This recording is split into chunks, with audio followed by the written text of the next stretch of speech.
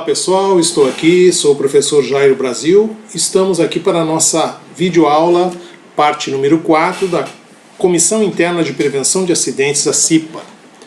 Okay? Nessa parte final nós vamos falar inicialmente a respeito do treinamento, né? O treinamento da CIPA, que é uma parte bastante importante e que tem algumas características, tem algumas regras, né, em relação a como fazer esse treinamento, como é que ele acontece, quem ministra, tá ok? E vamos então para a parte final aí do nosso curso sobre a NR5, Comissão Interna de Prevenção de Acidentes. Bom, diz a norma que a empresa deverá promover o treinamento para os membros da CIPA, titulares e suplentes, antes da posse, tá certo? Ok?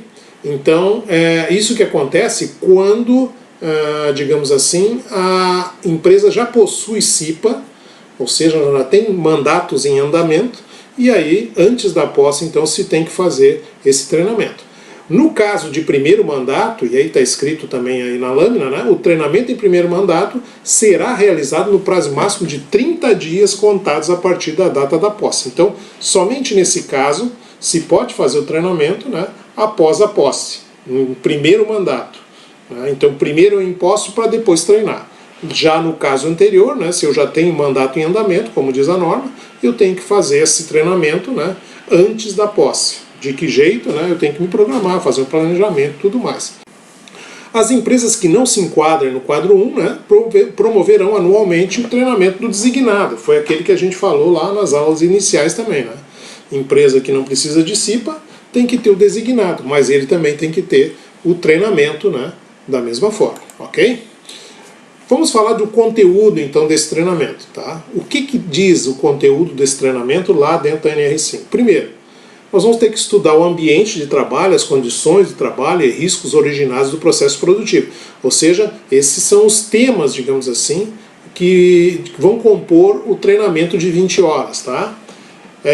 Também nós temos que ter, né, um estudo da metodologia de investigação e análise de acidentes e doenças do trabalho.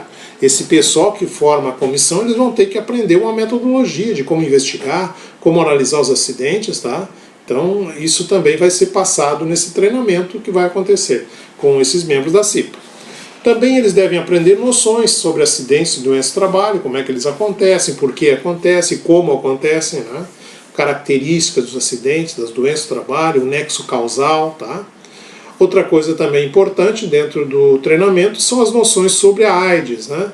E as medidas de prevenção também, que é uma coisa que está aí dentro do programa, né, do treinamento, conteúdo programático. Noções sobre as legislações trabalhista e previdenciária. Também vão ser ministrados conteúdos sobre princípios gerais de higiene do trabalho e medidas de controle, né? Sobre os ruídos, intensidades, concentração de riscos químicos e outras coisas mais que a gente vai aprendendo, né? Temperatura, calor, frio. Também faz parte do conteúdo a organização de outros assuntos necessários ao exercício das atribuições da CIPA, como, por exemplo, como fazer reuniões, né? Como fazer atas, quais são as atas, quais são os documentos, tá? Que se deve ter ali dentro das reuniões da CIPA, tá ok? A carga horária, como diz aí, né, características então do treinamento, carga horária de 20 horas, distribuídas em no máximo 8 horas por dia. Tá? Então vai ser dentro do expediente normal da empresa, nada de fazer fora do horário, final de semana, à noite, nada disso, é durante o período, né, de trabalho. Você pode fazer aí, são 20 horas, né, pode fazer de repente 2 dias e meio, né, ou também, muitas vezes a empresa faz isso para não desgastar e às vezes fica realmente cansativo, se faz aí 5 dias de 4 horas, ou seja, de segunda a sexta, todas as tardes, né, da 1 às 5, por exemplo, né, das 13 às 17, tá? É uma alternativa e melhora bastante também, né, o entendimento. Bom, esse treinamento ele deve ser ministrado pelo SESMIT da empresa, por uma entidade patronal, pode ser daqui a pouco um sindicato de empresários, coisas desse tipo. Uma entidade de trabalhadores também, sindicato de trabalhadores, muitas vezes faz também esses treinamentos de CIPA, ou por um profissional contratado, uma empresa contratada e que possui os conhecimentos sobre os temas, né? Então também faz parte, digamos assim, desse treinamento, buscar alguém que tenha competência para ministrar esse treinamento, já que ele é muito importante. A CIPA será ouvida sobre o treinamento a ser realizado, inclusive quanto à entidade ou profissional que ministra, né, constando sua manifestação em ata.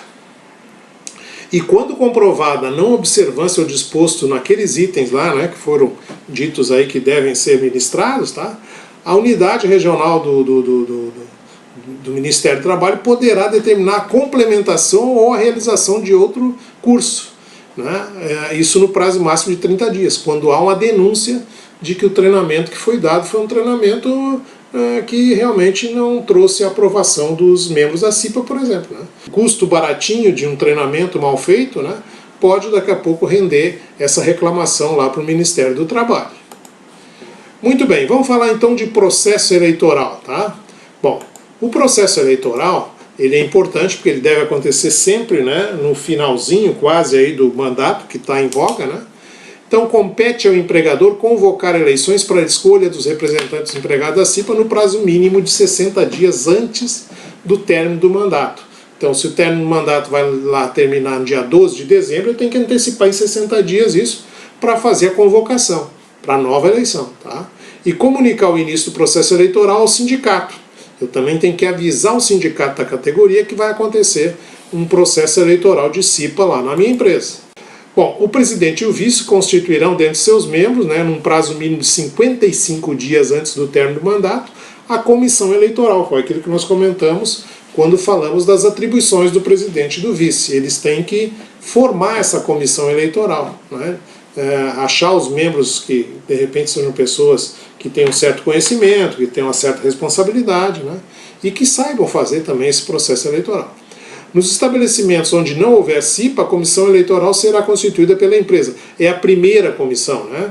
Depois as outras já seriam, digamos, constituídas pela própria CIPA, que está em mandato lá, né? Vai se preparando. Mas num primeiro momento, que vai ainda ter uma CIPA, né, a própria empresa, o próprio empregador, o pessoal de segurança do trabalho, por exemplo, né, pode formar essa comissão, né, ok?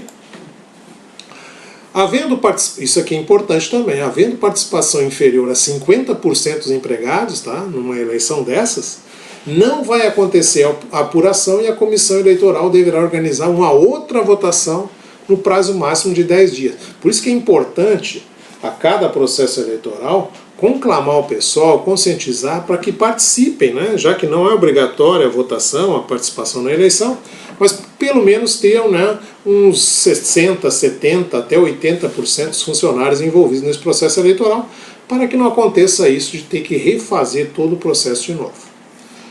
Outra coisa sobre denúncias, por exemplo, né?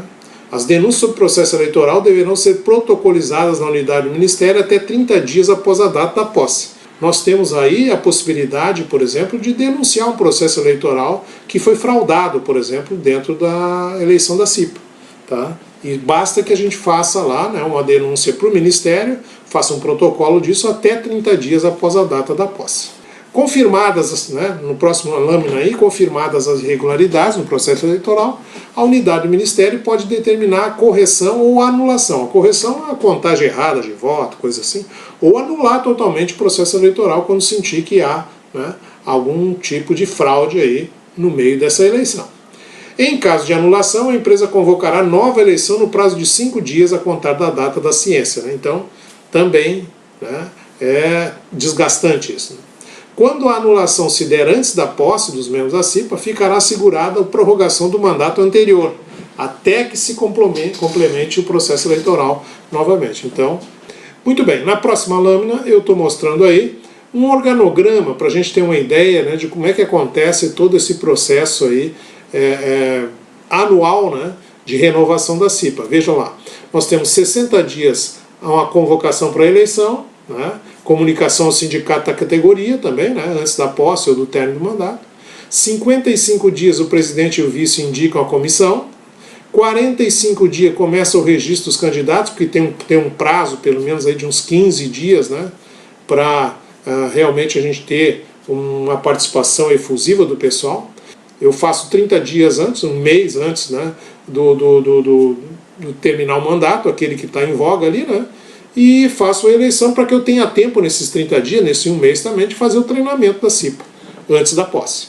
Tá ok? Então esse normalmente é o organograma que se obedece a cada final de mandato aí. Vamos falar alguma coisa a respeito da eleição, só para a gente ter ideia, né? Alguns detalhes. A eleição tem inscrição e a eleição é individual, tá? Não existe nada de chapa, muitas vezes eu vejo o pessoal comentar, mas tem chapa na CIPA? Não, não tem chapa. Né? As inscrições e a eleição são individual, se vota em pessoas, não se vota em chapas, nem partidos, não existe nada disso. A liberdade de inscrição para todos os empregados do estabelecimento, né? Desde do porteiro, desde do faxineiro até o gerente, todo mundo pode participar. Fornecimento de comprovante, isso é muito importante. A cada inscrição que é feita, a gente fornece um documento dizendo que a pessoa se inscreveu, porque a partir dali, como inscrito para a eleição, ele já está, digamos assim, coberto pela estabilidade de emprego. Por isso que quando a gente fala assim, onde começa a estabilidade de emprego do membro da CIPA, começa na inscrição. Tá? Garantia de emprego para todos inscritos até a eleição, pelo menos, tá? Se ele perder a eleição, é claro que já fica descoberto em relação à estabilidade. Realização de eleição em dia normal de trabalho, respeitando os horários de turnos e em horário que possibilite a participação da maioria dos empregados. Então, se é uma empresa que tem um turno, né, vai ter que passar, todo mundo pelo menos tem a possibilidade de votar. Se é uma empresa com 3 turnos, vai ter que rodar essa urna, né, os 3 turnos, tá? Então eu tenho que dar possibilidade também para o pessoal do terceiro turno, né, votar, tá, e participar desse processo todo. Com relação ao voto, ele é secreto, como acontece com as eleições normais que a gente participa aí, né, a cada 4 anos, voto secreto. A apuração dos votos em horário normal de trabalho, com acompanhamento de representantes do empregador e dos empregados, e aí essa própria comissão eleitoral pode, no momento de fazer essa apuração, né, chamar representantes ali para acompanhar e verificar se a contagem está correta. Faculdade de eleição por meios eletrônicos, quando a empresa muitas vezes tem milhares de funcionários, né, há a possibilidade hoje de se fazer de uma forma eletrônica também isso. A guarda desses documentos, tá, os votos, as atas, tá, o controle, a contagem, guardados pelo empregador de todos os documentos relativos à eleição por um período mínimo de 5 anos. Características ainda assumirão a condição de membros titulares e suplentes os candidatos mais votados, né? Nesse caso aí os candidatos representantes dos empregados. Em caso de empate, assumirá aquele que tiver maior tempo de serviço no estabelecimento. Os candidatos votados e não eleitos serão relacionados na ata de eleição e apuração em ordem decrescente de votos, né? Possibilitando depois eu puxar para cima esses nomes que vão pegar a vacância dos suplentes.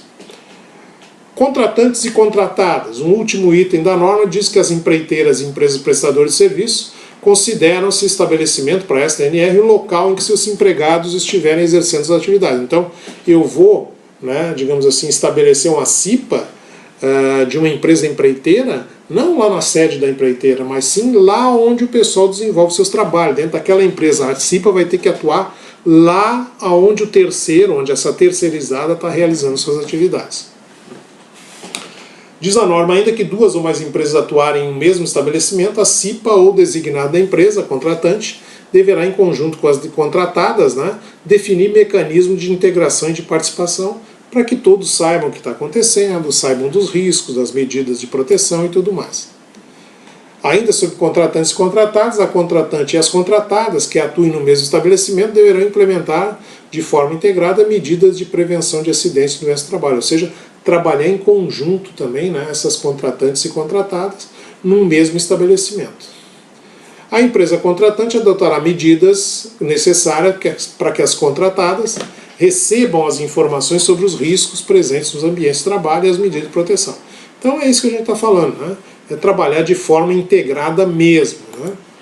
A empresa contratante adotará as providências necessárias para acompanhar o cumprimento pelas empresas contratadas que atuam no seu estabelecimento das medidas de segurança e saúde no trabalho. Então é isso, né? Além de, digamos, integrar tudo isso, né, também fiscalizar, né, para ver se realmente estão cumprindo aquilo que é posto, né, que é exigido pelas empresas contratantes. Tá ok? Muito bem, essa aí então foi a nossa videoaula, né, as 4 partes da nossa videoaula sobre NR5, Comissão Interna de Prevenção de Acidente. Espero que com esse conhecimento vocês tenham pelo menos a noção de como funciona essa norma, né? Eu disse inicialmente que isso aqui não era um curso de formação de membros da CIPA, que é diferente, porque são 20 horas, né? Com outros assuntos, temas inclusive comentamos aqui, tá? Mas sim, essa videoaula, ela traz, digamos assim, de uma forma geral, expõe como está organizada a NR5, a Comissão Interna de Prevenção de Acidentes, a norma regulamentadora. Tá ok? Muito obrigado e até uma próxima vez.